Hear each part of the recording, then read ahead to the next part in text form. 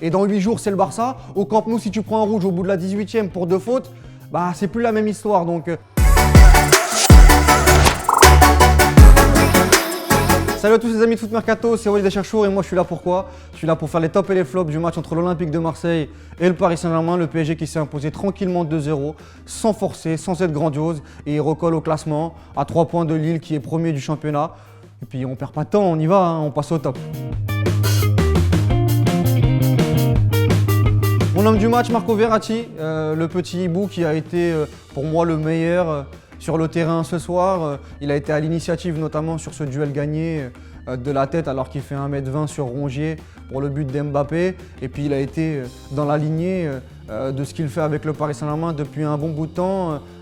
Énorme à la récupération du ballon, habile techniquement. Il a géré en deuxième mi-temps le tempo d'une main de maître et encore il n'a pas été aidé par ses deux coéquipiers au milieu de terrain, Paredes et Gueye. Voilà, c'est le Verratti qu'on connaît en Ligue 1, dans les grandes échéances, dans les classicos. Il a été très propre. Il a même écœuré ses adversaires, on l'a vu en fin de match. Payet a complètement dégoupillé en prenant un rouge sur Verratti. On espère vraiment qu'il n'y a rien de grave pour le match contre le Barça dans 8 jours parce que ce serait une très grosse perte pour les hommes de Pochettino. Mon deuxième top, c'est le taulier derrière, Presnel Kimpembe qui a été incroyable avec Marquinhos, même si avec Germain, c'est pas voilà, une adversité folle. Il a été très sérieux, il a été incroyable dans l'anticipation, il a dû combler les errements défensifs, notamment sur les côtés, et puis surtout à la relance, j'ai trouvé qu'il avait beaucoup de personnalité. Il a trouvé Verratti plusieurs fois en cassant la ligne, et voilà, c'est le Kimpembe qu'on voit régulièrement maintenant en équipe de France et au Paris Saint-Germain. Et quand on voit la solidité, quand il est avec Marquinhos notamment, c'est une très bonne nouvelle pour le Paris Saint-Germain. Parce qu'il y a de grosses échéances et il va voir Antoine Griezmann, Léo Messi, Pedri et compagnie dans 8 jours au Camp Nou. Donc pour moi, ça a été le taulier côté PSG ce soir. Bon, on a tressé des louanges à Kimpembe et à Marco Verratti. Maintenant, on va s'énerver un petit peu, on passe au flop. Premier flop côté marseillais, Hiroki Sakai, qui a complètement pris l'eau encore une fois ce soir. À l'image du premier but où il se fait mystifier par Mbappé. Il a pris l'eau à chaque fois que le Paris Saint-Germain allait dans sa zone. Même avec ballon, offensivement, il a été en grande difficulté. Et puis surtout, en deuxième période, il aurait pu, sur Icardi, amputer encore une fois son équipe avec ce penalty qui n'a pas été sifflé par l'arbitre. Donc voilà, Hiroki Sakai qui est à l'image un petit peu de l'Olympique de Marseille sur les dernières semaines, qui est un peu à l'image de ce qu'il fait depuis le début de saison. Il est en très grande difficulté et ce soir, il n'a pas dérogé à la règle.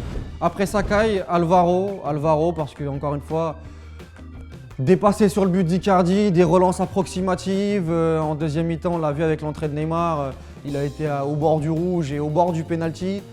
Il est même sorti sur blessure parce que physiquement et tactiquement, il a été complètement dépassé. Et le but d'Icardi, clairement, c'est... On peut bien entendu parler de Sakai, on l'a déjà fait. Mais le deuxième but, il tue clairement les espoirs de l'Olympique de Marseille. Et il n'a pas été au niveau ce soir. Et pour moi, il fait partie, comme Sakai, des flops côté olympien et des individualités qui n'ont pas été au niveau et qui ont mis dans le ravin l'Olympique de Marseille. Avant de terminer les flops, j'ai un petit coup de gueule. C'est Leandro Paredes. Ce soir, j'ai pas aimé son comportement, j'ai pas aimé ce qu'il a fait sur le terrain, même s'il n'a pas fait un match hideux. Mais voilà, de prendre ce jaune inutilement, voilà, cette culture, cette caricature de la grinta. Moi, Paredes, il me fait rêver plus quand il casse la ligne contre Montpellier, notamment quand il va essayer à chaque fois de rameuter l'arbitre pour un carton jaune. Et on l'a vu, Pochettino en deuxième mi-temps l'a sorti par précaution auprès de Danilo Pereira parce qu'on ne sait jamais, il était à 2 doigts, notamment sur l'action de Camara, de prendre ce rouge et de mettre en difficulté le Paris Saint-Germain alors que le PSG était plutôt tranquille, notamment défensivement. Donc voilà, Paredes, bien entendu que le vice, ça sert dans les grosses rencontres, mais il faut gérer ses nerfs, il faut gérer ses émotions. Et souvent, Paredes est à la limite. Et moi, ça me dérange un peu parce que, avant tout, c'est un joueur de football. C'est un beau joueur de football et qui revienne à ce qui fait l'essence de son métier. Et parfois, il se perd. Et dans 8 jours, c'est le Barça. Au Camp Nou, si tu prends un rouge au bout de la 18e pour 2 fautes, bah, c'est plus la même histoire. Donc voilà, mon coup de gueule, c'est par rapport à ça. Et il faut que tu te calmes, Leandro.